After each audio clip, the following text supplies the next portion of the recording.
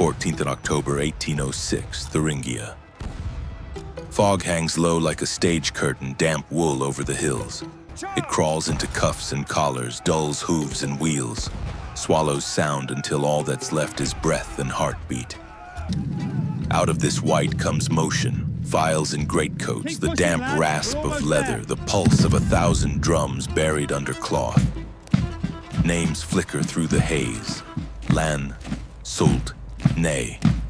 And apart from the imperial center like a drawn stiletto, Davout. Napoleon is not moving one army. He is moving several minds that share a spine. This is the quiet revolution. A corps in 1806 is a miniature nation at war. Infantry to hold, cavalry to see and strike, guns to bruise, a staff to think and transmit, ambulances and bakeries to keep blood in the veins. They march on parallel roads, each able to meet an enemy, fight him, and live long enough for help to arrive. The old style, one giant column chained to a single headquarters, cannot keep up. Today, that difference will matter more than numbers or banners, more than any single bout of bravery. Napoleon rides above the Saale and stares into the cotton of morning. Somewhere up there is the Jena Plateau, stair-stepped fields, hedges, and garden walls that pinch formations into funnels. He does not need to see everything. Fog is a mask he can wear. He wants contact on the heights, just enough to hold a grip, then a hinge, then a roll of weight along the enemy's line until something breaks and cannot be mended. South and west, his marshals are already feeling for the edges. Lannes pushing up the slopes with skirmishers like fingertips. Soult unfolding methodically, Ney restless, poised to ram through any seam. Far to the northeast, Davout advances, believing he will meet a Prussian advance guard. In truth, he is walking toward the heart of the Prussian army. Across the damp fields, Prussia moves as if in a memory. The king, Frederick William III, desires neatness and dignity. He wants the army drawn together, then arranged on good ground to await the French. The great veteran Duke of Brunswick is sure he understands how to tame these upstarts. Find a fine position, anchor the flanks, force the French to attack the geometric beauty of a line. Men of that school do not dislike courage, they dislike improvisation. Their maps are ruled and squared. Their doctrine leaves little blank space for chance. But chance does the ruling this morning. The fog is not merely weather, it is a system of theft. It steals minutes from couriers who must grope down mud lanes. It steals horizon from the Prussian staff, who cannot tell strength from skirmishers. It steals nerve from units who hear cannon but cannot see a front. Orders leave a headquarters complete and return as rumor. The Saxon contingents, brave if uncertain of their role, spend an hour being told to stand, then to push, then to stand again. Cohesion bleeds out through these pinpricks long before a bayonet is crossed. French light infantry, tirailleurs with damp cuffs and blackened pan hands, creep up the vineyards and terraced fields and begin to scratch at the Prussian outposts. It is not a grand assault. It is a probing of wood and wall, of orchard lanes and the blind elbows of roads. Guns come forward by bounds, panting teams, jerking caissons through ruts as gunners wedge trails on the rising ground. The first shots, muffled by fog, sound like a consumptive cough. The smoke merges with the mist until sky and battlefield become a single, sour breath. Napoleon's style is surgical pressure, not romantic charge. He hates waste. He wants to pin Golenlow's front on the plateau with one hand while the other hand gropes for the edge where leverage lives. When a bend in the line appears, he means to pour weight through it. Infantry first, then sabers, not to chase, but to turn the bend into a door and then into a corridor. It is a method almost impersonal, made human only by the noise it produces.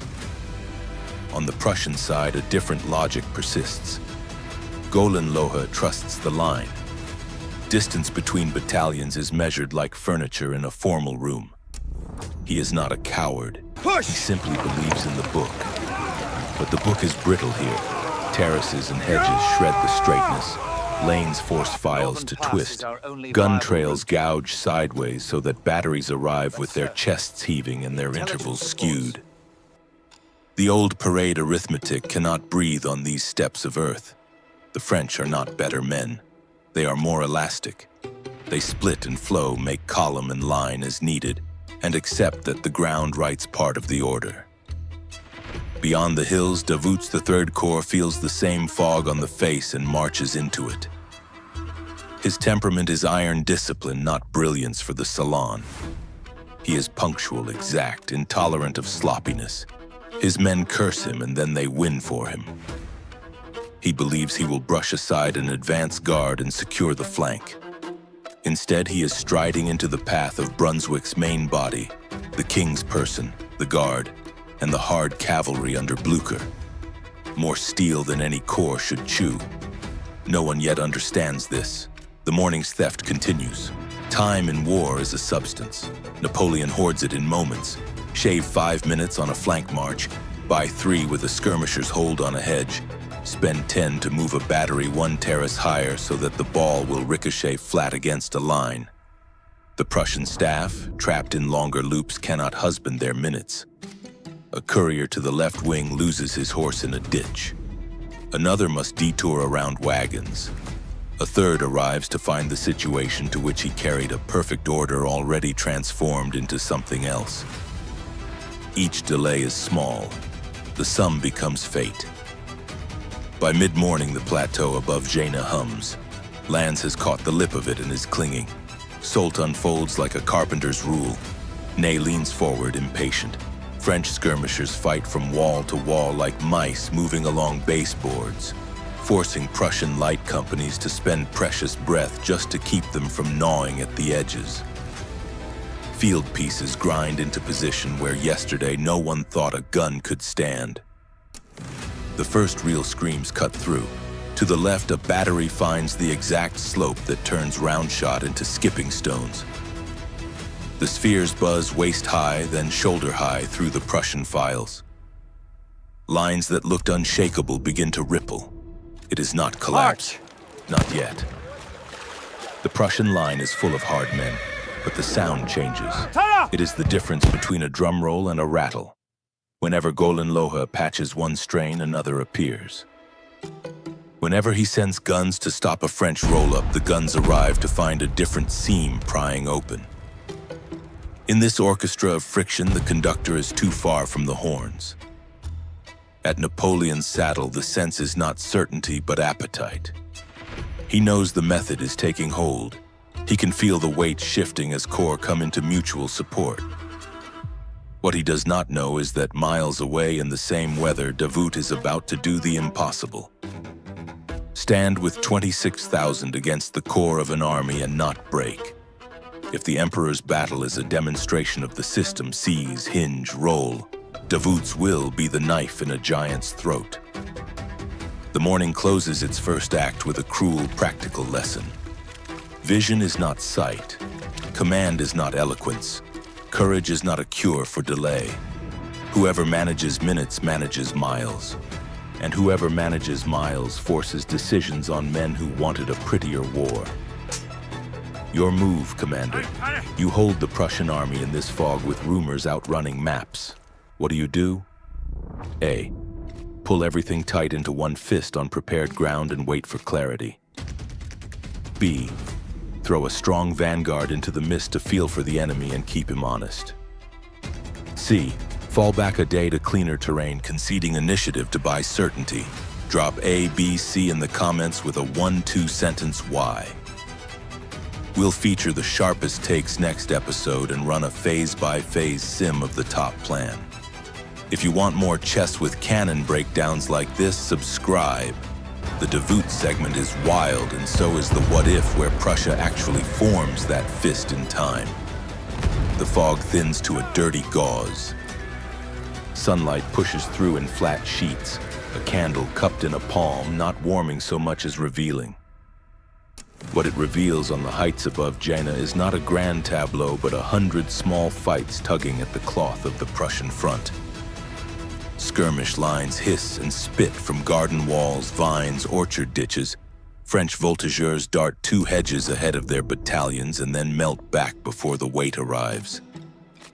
Officers talk with their hands because the air is too thick for words to travel. Commands are thrown as much as spoken. Napoleon's arrangement is not beautiful. It is effective.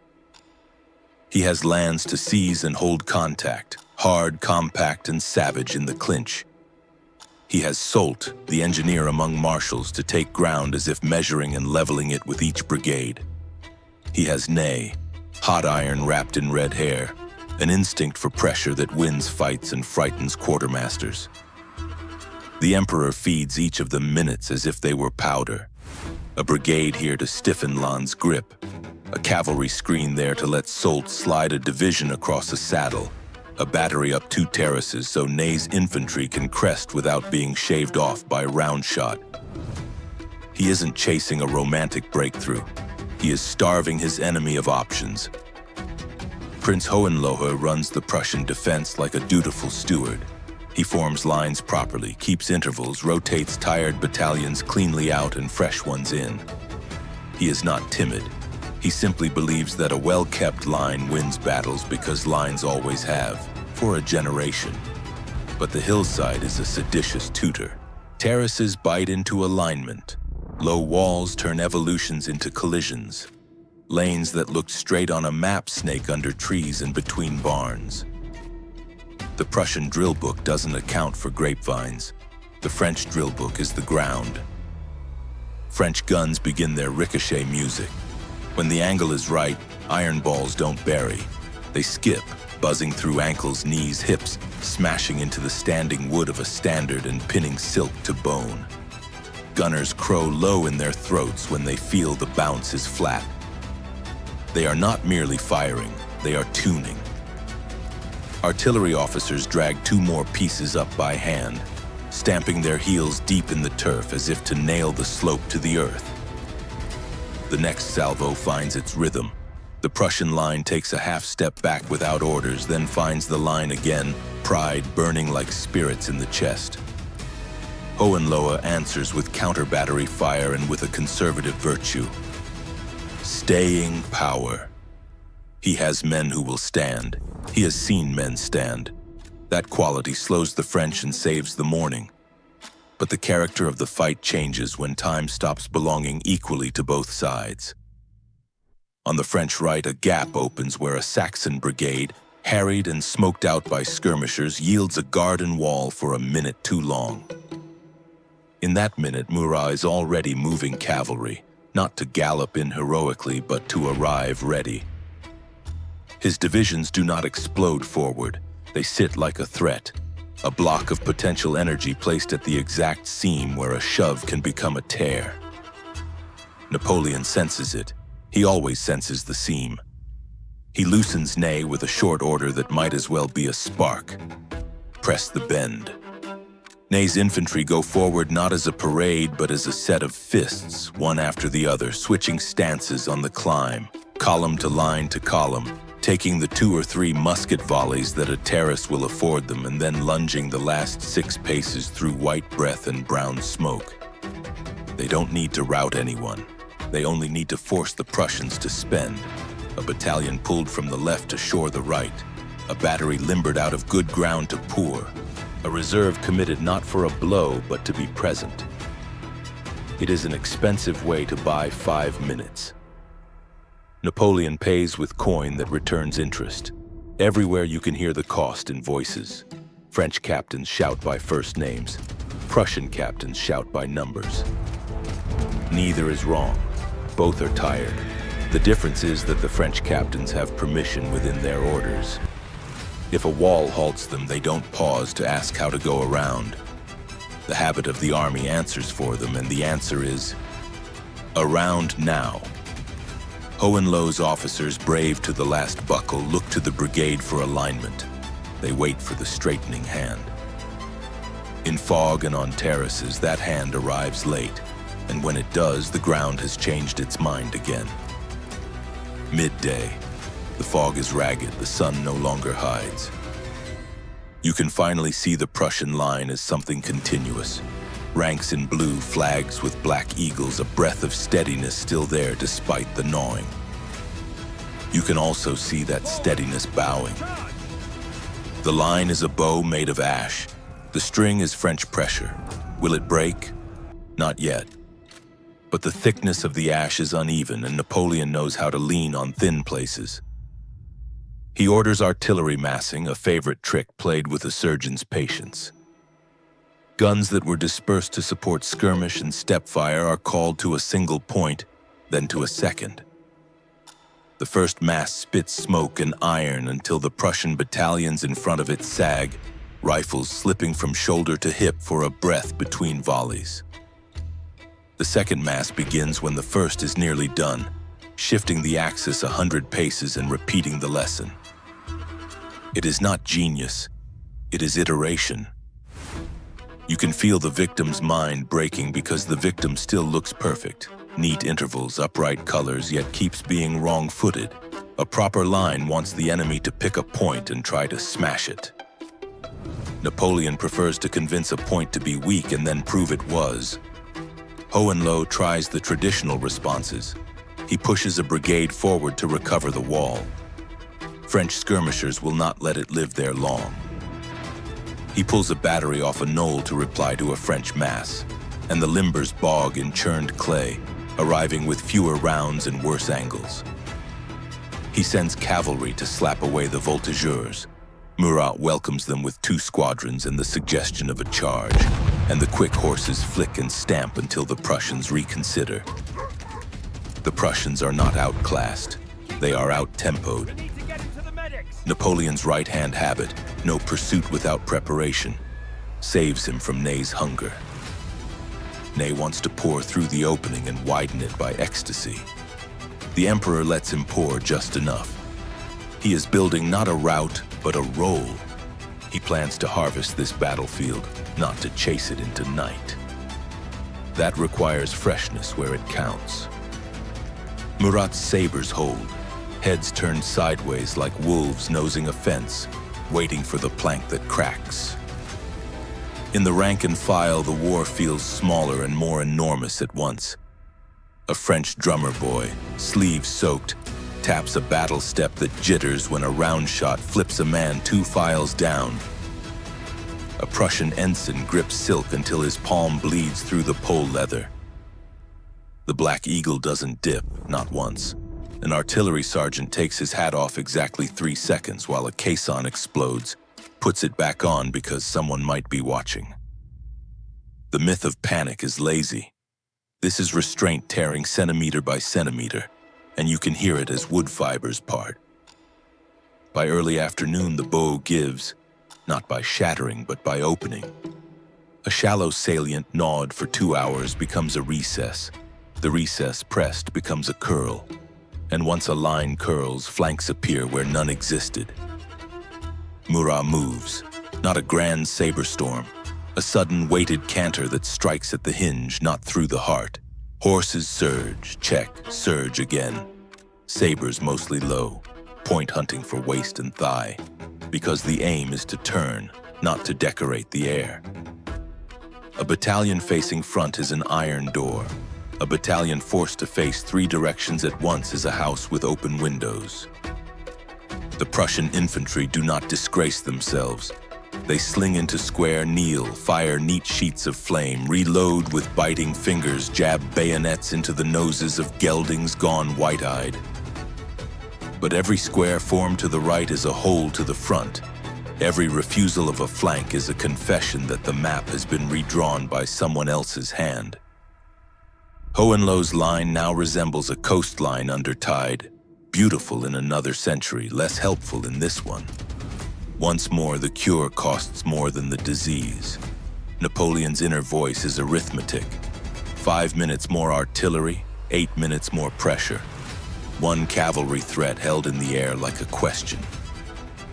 When the answer comes, it comes in a dozen places. A color dips on a spur. A battery limbers and cannot find a place to unlimber. A veteran battalion steps back 3 paces because the body knows what the honor does not. The French infantry do not cheer. They pant, blink, spit black, and step forward into space that used to be someone else's. If the day ended here, Gina would already be a lesson taught with the blunt instrument of terrain and tempo. But the day is a double-edged sword. Far to the northeast, the sound of a different battle thickens. The hammering, continuous, chest-deep sound of thousands of muskets firing at near range without pause. That is Davout. Against the grain of reason, his 26,000 are not only surviving contact with the Prussian main body, they are beginning to push it. For Napoleon, the confirmation arrives in fragments. A courier with smoke in his beard gasps that heavy masses have been met. Another insists the king himself is present. A third cannot say anything coherent except that the firing does not end. The emperor's pupils pinch. Either his knife is cutting and the Prussian throat is soft, or his knife is about to break and the hand that holds it will be left bleeding in an ocean. He cannot help there. The method forbids it. The strength of today is distributed power. Its weakness is that no one can be everywhere, not even him.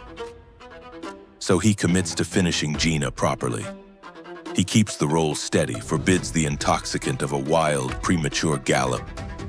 He wants routed battalions shepherded toward roads that lead away from Auerstedt, away from helping Brunswick, away from any idea that the two halves of this army still speak to each other. He turns the battlefield into a sieve. Anything that slips remains only chaff. What does Hohenlohe do now? Precisely what a brave, well-taught man must. He tries to build a new line out of fragments. He stakes colors to ground like pegs of identity. He knocks officers into place with the flat of his sword. He brings up whatever cavalry remains to flare and scare and buy space. It is valiant. It is too late. The French are not faster in the legs anymore. They are faster in the decisions that feed the legs. By 3 in the afternoon, the plateau is a series of islands, Prussian squares and clumps of line holding like stone outcroppings while a French sea rises incrementally around them.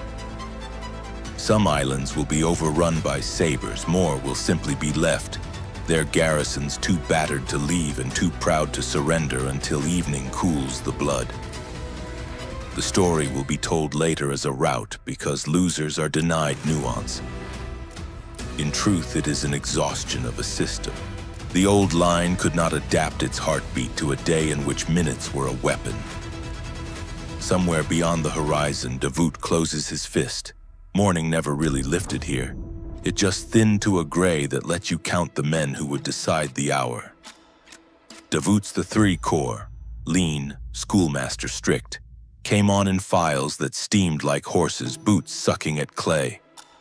He believed he was covering the emperor's exposed flank, clearing away an advance guard. That belief lasted until the first crest. Beyond it, the road fell into a shallow basin choked with smoke, and in that bowl the sound began. Not the skirmishers' spit, but the iron-lung sound of massed muskets talking at once. Gudin's division touched first, Gudin with the face of a monk and the temper of a metronome. His lead regiments shook out from column into line with the softness of habit, hands finding ramrods without looking, eyes measuring 150 paces of wet air. The Prussians were already there, more of them with every breath, ranks upon ranks in blue, drums under the noise, colors knitting a straight seam through the mist. Davout took it in at a glance. An advance guard does not arrive like weather. This was the army. He did not send for permission. He sent for Morane and Friant. Everything that followed was geometry under fire. Davout's first task, hold the center in a bowl while the flanks arrive. He made the center of the bowl Hassenhausen, or any village that was Hassenhausen today. A knot of gardens and walls and pigsties that could be turned into ribs. Gudin put his battalions behind hedges and over low walls, then pushed skirmishers out through the gaps like fingers seeking the enemy's pulse. The Prussians obliged. Steady volleys at the regulation pace, the old cadence that had shaved so many foes. Frenchmen dropped. Then they stood again, faces blacked with powder, biting cartridges until lips bled. The line did not buckle, it absorbed. The Prussian answer was wait. Schmettau's men pressed forward with the clockwork virtue of the old school, and for a while it looked like the old school still ruled. Blue surged over hedges. French skirmishers fell back through gardens. A wall that had cost 5 minutes to prepare cost 40 seconds to abandon. The Prussian front was like a plane of steel lowered over a flame. Steady, steady, then hissing. Somewhere behind their center rode the Duke of Brunswick, all bone and memory, bringing a lifetime of drills into this 1 square mile. His presence told men the world still made sense. Davout's counters were angles, not miracles. Morand, hard marching on the right, came up with muskets hot to the touch from the pace and refused a flank just enough to bite at the Prussian edge without exposing his own. On the left, Friant arrived late and ruthless, filing his brigades into line on ground no one would choose if he had more time. Davout stitched the 3 into a hinge. Gudin the pin, Morand the right leaf, Friant the left. He set guns where they shouldn't have fit. 2 horses at a time, manhandled up a soggy slope, trails dug in with heels, muzzles tamped with fists. Every piece that spoke took something from the Prussian appetite. Blücher's cavalry, furious, famous, came like weather fronts, squadrons behind squadrons, the air fat with horse breath. They hunted for a seam and found squares. Square after square, French bayonets bristling like hedgehogs that had learned the drumbeat. A charge took one face and lost the second. Another broke through flags and smoke to discover that behind the tangle of a fallen square, a new one already stood, and the horses, ears flat, stopped thinking like instruments and started thinking like animals. The French did not waste fire. They held until eyes showed them eyes and then fired into nostrils and teeth. Horses folded, men tumbled as if joints had been untied. Blücher pulled out, swore, and came again. Squares waited. Guns walked forward 3 wheel turns at a time, spitting canister into the wake of the retreating charge. It wasn't gallantry, it was procedure. The heart of the day was the center. There the air never cleared because the 2 doctrines kept feeding smoke into it. The Prussians had more men, more flags, more past. The French had more processing power close to the edge. Colonels who did not have to ask. Brigadiers who changed front because the ground told them to, not because a courier told them to. When brass ran low, Davout's gunners redistributed like medics, taking rounds from the heavy chests to feed the light pieces that could skip ball across the Prussian ranks. When a hedge gave, a company refused 3 paces, not 30, and the line behaved like a living thing, swelling to meet pressure, thinning to let it slip past, and then biting it from the side. Brunswick rode too near. A musket ball or a splinter of canister found his face and unwrote a century. For a few inhalations, nothing moved. There is always a pause when a myth ends. Then the Prussian center took a half step back, not from fear but from confusion. The king was present, but a king is not a conductor. He is a symbol with a pulse. Orders continued to flow, but now they crossed, duplicated, contradicted, because the map inside the staff's head had lost its keystone. What was a steady pressure became a series of efforts, each brave, some effective, none coordinated. Davout did not cheer. He moved the hinge. He edged Morand forward by files like teeth closing on a leather strap, while Friant advanced in bites that always ended on something solid: ditch, wall, fence, a line of stunted trees. Gudin, whose men had begun the morning with clean stocks, now commanded a kind of sawmill, the front chewing wood and flesh into piles that reshaped the ground. The The Corse's artillery executed the maneuver that second-rate armies call impossible and first-rate armies call work. Forward displacement under fire. A section barked. Limbers hooked and dragged the gun 6 yards up. Sponges worked even as shot hummed over. The next bark came from a new line. Blücher tried the old medicine in a bigger dose. He threw more horse at the French left where Friant looked thinnest, and for a terrifying minute he was right. A square blew open at the corner, the flag toppled. Men swarmed and bayonets tangled like antlers. Friant's second line slid through the first, not around it, and re-knit the angle while the first line fell back through the frame and made its own square 20 paces behind. The field at close range looked like a carpenter's trick box. Panels sliding, corners appearing where there had been none. Blücher's men found no space to rest a victory on. They bled in place, then peeled away to find a wind their horses could breathe. A rumor comes before a routed man can carry it. The king is here. The king is leaving. The king is ordering a stand. The king is ordering a retreat. The king is praying. The king is brave. All of these can be true in an hour. None of them matters if the machine that makes an army cohere has lost 2 teeth in a belt. Davout's corps kept its teeth because each gear had a spare already meshed next to it. That is what the emperor's method looked like when you stood inside it. Not genius, not luck, but redundancy. By early afternoon, the Prussian center had become something tragic and noble. A continuous effort to be a line when the day itself had become a field of knots. They still fired volleys. They still dressed ranks. Sergeants still pushed chins up with the flats of halberds. But in front of them, the French line was no longer a line. It was a plane sliding forward, pressing into every recess, hanging on every shoulder. Davout felt it the way a fencer feels when the opponent's blade starts to dull. Now. He shifted from holding to pursuing without changing step. The difference was in the depth, reserves flowing forward, not sideways.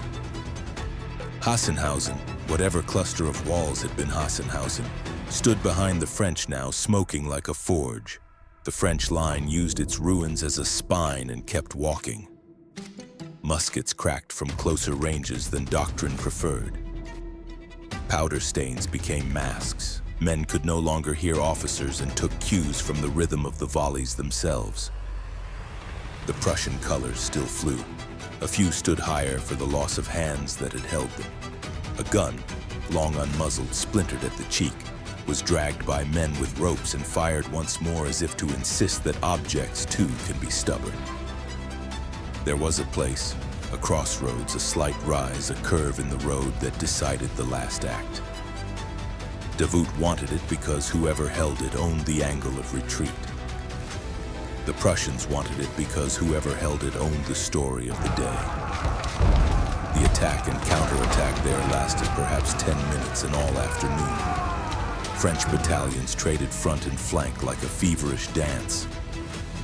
Prussian officers beat time with the flats of their swords until the blades bent. The French got it and did not let go. After that, everything that left the field left in the wrong direction. And still it was not a rout. The Prussian army did not dissolve. It drained, courage leaking into ruts and ditches as units detached themselves to become themselves rather than a body. The king's entourage swelled with men who could not find their regiments.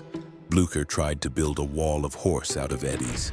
Staff officers wrote, crossed out, rewrote, because making orders looked like command even when command had become advice. Davout's men did not chase with their lungs.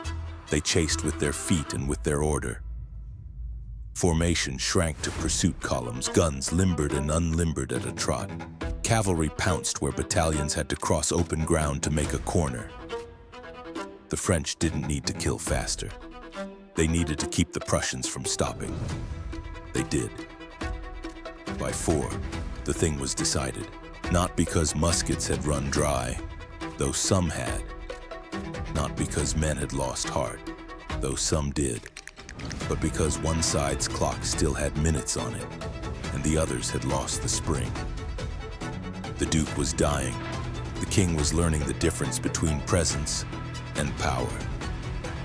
Blücher was promising to break something tomorrow and would keep that promise in another decade. Davout, who began the day under a cloud of misapprehension and inside a bowl of smoke, ended it by doing what armies are built to do and rarely achieve. He took a force half the size of what stood against him and convinced it to go away. When the emperor learned the scope of it, he said the line that stuck: "Tell your marshal he has won a battle. Not a fight, not an action, not a holding, a battle." At Jena, he himself had used a system to crumple an enemy who could not adjust. At Auerstedt, Davout had used the same system to resist an enemy who should have been irresistible and then to reverse him.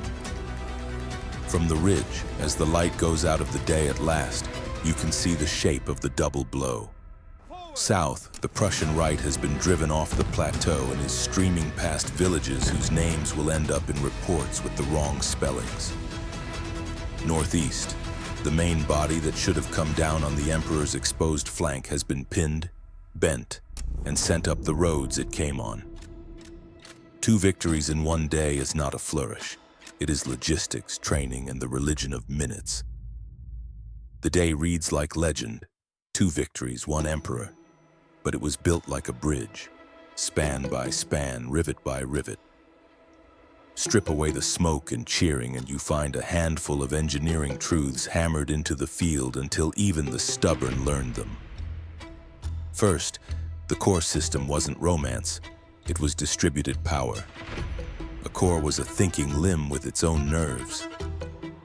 Napoleon did not need to push one giant mass blindly into fog and hope that orders sent from a single brain would arrive before the ground changed the facts. He let several brains work within his intent. Lannes, Soult, Ney at Jena, and Davout at Auerstedt were not executing a script. They were playing jazz in the same key. That is why a mistake in one place did not propagate everywhere. That is why, when Davout discovered the advance guard was an army, he could decide at once, hold, then bite, without wasting the hour a messenger would take to ride and return. Second, time was a weapon, not a clock. The French manufactured minutes. Every officer who didn't wait for perfect alignment, every gun that leaped a terrace rather than arguing with the mud, every skirmisher who bought 15 paces of hedge with 2 cartridges, each was minting currency. The Prussian system spent minutes like aristocrats spend coin, dignified, visible, and always a little too late to market.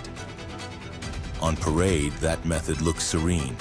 In fog, serenity curdles into delay. You could hear it in Jena's terraces and in Auerstedt's bowl. French time was chopped into quick decisions. Prussian time was poured by the ladle. Third, artillery as iteration. The French did not merely mass guns, they moved mass. Batteries surged and settled like breathing. At Jena, 2 and 3 gun leaps remapped the angle of bounce so round shots skipped flat through knee and hip. At Auerstedt, sections walked forward under their own smoke, trading weight between heavy and light pieces so that the guns that could do the most harm had the most to eat. There is nothing romantic in a gun dragged 6 yards at the right moment. There is only effect. Hohenlohe, Brunswick, good men, answered with proper batteries in proper places. But proper assumes the battlefield will stay still while you line up the math. It did not. Fourth, command and control, the invisible fight. The French reduced the length of their decision loops. The Prussians lengthened theirs without meaning to. A courier delayed at a ditch is not a drama. A battery that arrives with 20 fewer rounds because the limbers bogged is not a drama. A king who rides to show courage does not remove confusion by being seen. The drama exists only in accumulation. 3 such small frictions at once, and the order that would have been right 10 minutes ago becomes dangerous. Napoleon and Davout fought the enemy's process as much as his battalions. Hit the crossroads that roots orders, Steal the ridge that makes a messenger take the long way. Kill the man whose signature keeps doubts from spreading. When Brunswick fell, you could feel the invisible lattice go slack. Fifth, cavalry as leverage, not theater. Murat's gift wasn't the poster charge, it was placement.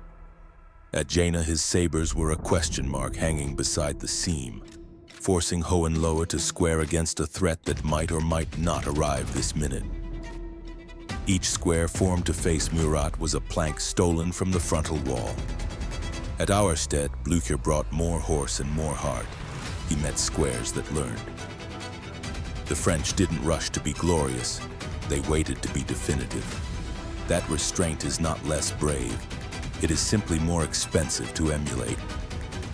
Sixth, myth audit, panic versus fatigue. The Prussian line did not melt, it eroded. Jena's end was not a scream in flight, it was islands left by a receding sea. Auerstedt wasn't a miracle, it was tolerances. How far can a square be opened and reformed under hooves? How long can a battalion reload on muddy cartridges? How many minutes can a gun team pull before the horse goes to its knees? In both fights, the French asked the tolerances questions faster than the Prussians could answer them. Seventh, redundancy at the edge. Davout's brilliance was his temperament, methodical enough to build a hinge under fire and cold enough to move it forward once he felt the weight shift. But the hinge held because two lines overlapped by design. When a face of a square blew open, another face slid through it. When Friant's front wavered, the second line pushed through the first like a sliding panel rather than detouring around. That is costly training. It is also the difference between almost and again. Now the counterfactual the comments will insist on, what if the Prussians had formed the famous fist? What if Frederick William had refused the morning scatter, dragged Hohenlohe, Brunswick, the Guard, and the Saxons onto one clean piece of ground, lashed the brigades together and said to Napoleon, "Come and break this. It is the strongest answer available to a system that needs order to breathe." Given time, the fist could have worked. One position, short interior lines, artillery massed in depth instead of in beauty. Blücher's horse thrown once at a decisive hour instead of often at equal danger. The Saxons under a unified voice instead of bouncing between stand and go. The king behind the line, not in it. If that line had been drawn on open ground with room to deploy properly, the French would have had to assault. No fog to hide a hinge, no terraces to split attention, no orchards to smother skirmishers. The fight would have cost the Emperor blood he hates to spend. A Jena-scale roll-up is far less likely against a well-posted single position with a general reserve that is truly general instead of several local piles. But the fist requires three things Prussia did not own that morning. Speed of assembly. To make a fist before the French corps pried at the edges, Brunswick and Hohenlohe needed to arrive together before Davout fixed one and Napoleon bent the other. Their courier net was slower. Their roads were worse. The fog hurt them more than it helped. Calling for concentration is not concentration. Clarity of doctrine. A fist is not simply everybody here. It is who anchors, who maneuvers, who keeps the key. Prussia in 1806 had fine parts and a tired operating system. Corps existed as map conveniences, not as independent instruments with practiced commanders. The habit of taking initiative at the lower level had been bled out by a generation of parade certainty. A fist made of reluctant fingers still shakes. Political nerve. To concede the initiative, back away a day to build the position means swallowing pride and fear at the same time. Pride because you yield ground to an enemy who has stolen Europe's admiration by always stepping forward. Fear because the Saxon ally might interpret your pause as retreat and reinterpret his own orders. The men who could have made that call had spent their careers being promoted for not making it. There is a narrower, meaner what if. What if, once Davout's presence was confirmed, Brunswick had refused battle at Auerstedt, thrown half a day of cavalry screens at him while the infantry sidestepped south to crash into Napoleon's flank above Jena? The map tempts the imagination. A sudden blue wall arriving where Ney and Soult were mid-lean, the Emperor forced to wheel to face a mass he did not expect. The Murat threat turned back on itself. It almost certainly fails in practice. Davout does not let go once he has teeth in a hinge. Blücher's cavalry can harry but cannot tow an army. And every Prussian mile south is a mile of fog-wet lanes where orders become folklore. That counterstroke required a staff built to conduct a moving orchestra. Prussia's was tuned for a concert hall. So the fist remains a conditional victory. Plausible, fragile, and late. Had it appeared, the day would have been bloodier and slower. Napoleon might still have won at Jena by method and at Auerstedt by Davout's iron. He could also have failed at Jena and been saved by Davout, or won at Auerstedt and been punished at Jena. The point is not to give Prussia an easy out. It is to name the only medicine the Prussian system could have swallowed in time. Concentrate early, commit once, forbid private battles. The dose was simply not on the shelf that morning. In the aftermath, the lessons wrote themselves on men's careers. The Prussians who lived through the humiliation would build a new language. Scharnhorst breaking the monopoly of noble birth on command. Gneisenau teaching staffs to think in branches and sequels. A Kriegsakademie to make Davouts instead of merely admiring them. They would give the world the Generalstab, a brain that could live outside a single skull. The French, flush with the proof of their method, would carry it farther and faster until dependence on the Emperor's personal genius became the hairline crack in the bridge. The camera pulls back. On one horizon, Jena's plateau, pocked by battery scars and trampled vineyards, is settling into the exhausted order that follows a broken line. On the other, Auerstedt's bowl still mutters in gray. Between them is not mystery, it is method. Parallel marches, short loops, iterative fire, cavalry as leverage, squares as machines, and a stubborn refusal to confuse gallantry with tempo. That is why 2 victories happened where a century of drill taught that 1 should be enough. Night comes late to fields that have learned new names. The last muskets cough dutifully into the dark as if embarrassed to be heard after the verdict. Campfires bloom where noon had burned men. Surgeons' saws go quiet because wood dulls slower than bone. Horses, those honest critics of men's plans, lower their heads and drink what's left. Somewhere on the road out of Auerstedt, a carriage jolts, the king within tasting the difference between rule and command. On the ridge above Jena, a marshal lies with boots on, asleep before the buckle hits dirt. This is how empires talk to themselves after a lesson. Not with speeches, but with hands that still shake. The news outruns horses. Berlin hears it in a hush, the sound of a sleeve dragged across a tabletop to clear it. The bureaucratic handwriting of a monarchy blots, smears, then begins again in a new hand. The Prussian myth, born under Frederick the Great, hardened at Leuthen and Rossbach, finds a nail driven through it in one day. Humiliation is a forge. It melts, then it shapes. Within months, men whose names will become institutional nouns, Scharnhorst, Gneisenau, Boyen, Clausewitz, start cutting out the rot.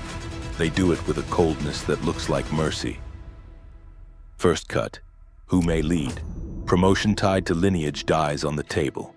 The Prussian army begins to draft talent like a creditor collects debts. Staff training turns from etiquette to problem sets. Officers read to think, not to be pleasing.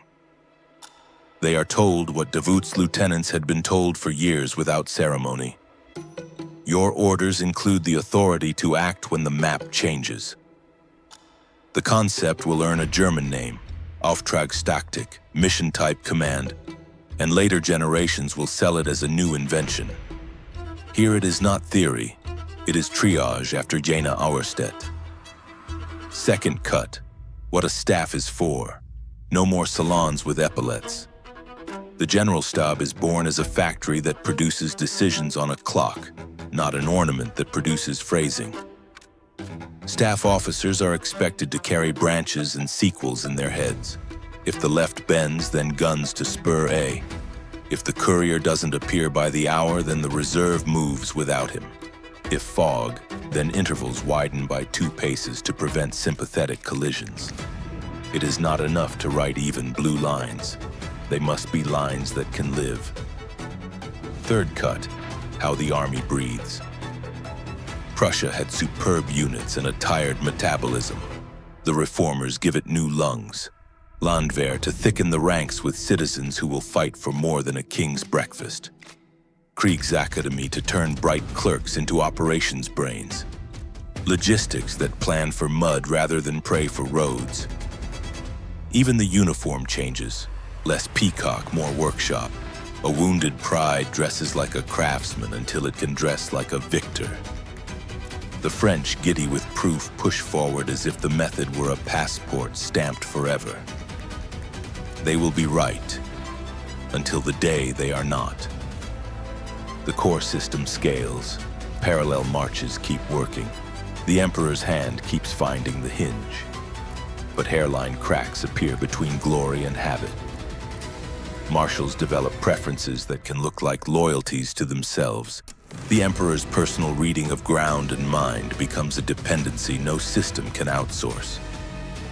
The further the Grande Armée walks from Paris, the longer the loops of supply. The more perfect the machine becomes in battle, the more brittle it can become in winter. All methods ossify. All bridges bear weight until they fail somewhere least glamorous, a riverbank or a support forgotten in celebratory speeches. There is a ledger the day wrote in other columns too. Politics. The Holy Roman Empire, already a ghost, flickers out under Napoleon's hand. German states reorder themselves with the feverish clarity of people who have seen a map bleed. Old titles lose oxygen. New ones, Confederation of the Rhine, gulp it greedily. A generation of officers who were junior at Jena will be seniors by Leipzig. They will carry 2 languages in their heads. The romance of Frederick's drill and the prose of Napoleon's method. They will teach one and practice the other. Memory. Prussia practices an art the French often neglected, the cultivation of humiliation into instruction. They make field walks. They write papers. They turn defeat into a set of problems for cadets. Where would you have massed guns? What delay kills you? What rumor must you ignore? Clausewitz will make a career at the seam between theory and the mud at Hassenhausen. He will insist that fog is not just weather, but a permanent condition, the friction that Jena and Auerstedt made audible. When later readers pretend that genius cures friction, he will remind them that Davout did not sparkle. He organized. Technology and tempo. The fights of 1806 look antique to us. Muskets, horses, flags. But the operational truths have not retired. The 19th century will trade muskets for needle guns, then for machine guns, flags for telegraph, then radio, horses for rails, then tracks. Each swap changes the speed of loops. Each swap favors the army that can move decisions closer to the edge without losing the thread of intent. Jena Auerstedt sits at the hinge of that evolution. A last great demonstration that organization beats ornament. Stand one last time at dusk on the Jena Plateau. The terraces are quiet, hedges neat again, vines tied with green twine instead of gun straps. If you squint, you can see the line as Hohenlohe wanted it. Straight, rational, sermon-like. Then let your eye go out of focus until you notice the folds, the gullies, the stone walls that turn reason into algebra. You will see what Napoleon saw. Not a chessboard, but a kitchen counter. Edges, weights, angles, leverage. Then look away to Auerstedt's shallow bowl. Imagine the squares breathing in and out as Blücher's horse swerves. Watch the hinge ratchet forward in half steps until the door swings on its own. Put both pictures together and the day stops being romance. It becomes a manual. What does the manual say to any era that fights with eyes half closed? Distribute power, concentrate effects. Put brains near contact, not just decorations near thrones. Let the center think and the edge decide. Then mass the result on the seam that matters. Shorten loops. Minutes are ammunition. Spend them where returns compound. At the place and hour where 5 more minutes mean 20 fewer minutes for the other man. Iterate fire. Don't plant guns like trees, move them like tools. Adjust angle, range, cadence until the path of a single ball makes 5 men drop rather than 1. Use cavalry, literal or metaphorical, as leverage. A threat held in the right place makes enemies deploy against ghosts. Every square formed early is a hole somewhere else. Build redundancy at the edge. 2 lines that can pass through each other are worth more than 1 large, impressive one that cannot. When a face blows in, the replacement should already be moving through it. Respect friction. Glory is not a solvent. Weather, mud, hunger, rumor, these are strategists. Hire them if you can. If you cannot, at least do not ignore their resumes. If Prussia's counterfactual, the clean fist on clean ground haunts you, let it. The better what if is not whether they could have stood unbroken. It is whether they could have changed sooner before the enemy forced the syllabus upon them. They did change, and the world noticed. 30 years after Jena Auerstedt, a Prussian staff-trained army will show Europe a different kind of method. Rail timetables like mobilization prayers, mission orders that move down and out instead of up and back. The double defeat becomes a hinge on which another door swings open. That door will slam on France more than once. As for Napoleon, he will carry the day's music with him. The sense of minutes rescuing miles, of corps discovering the fight instead of waiting to be handed it. He will also carry the unpayable debt men like Davout write in other people's blood. Every method that works tempts its owner to overdraw the account. The bill comes later, somewhere colder, with longer roads and fewer bakers.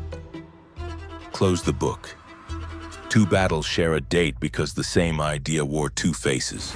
Pressure and patience, and both fit. Jena shows you how to take a line apart without breaking your army's wrists. Auerstedt shows you how to keep your wrists while the line tries to take you apart. Together they explain why, for a long, bright while, one man's system could set the weather over Europe.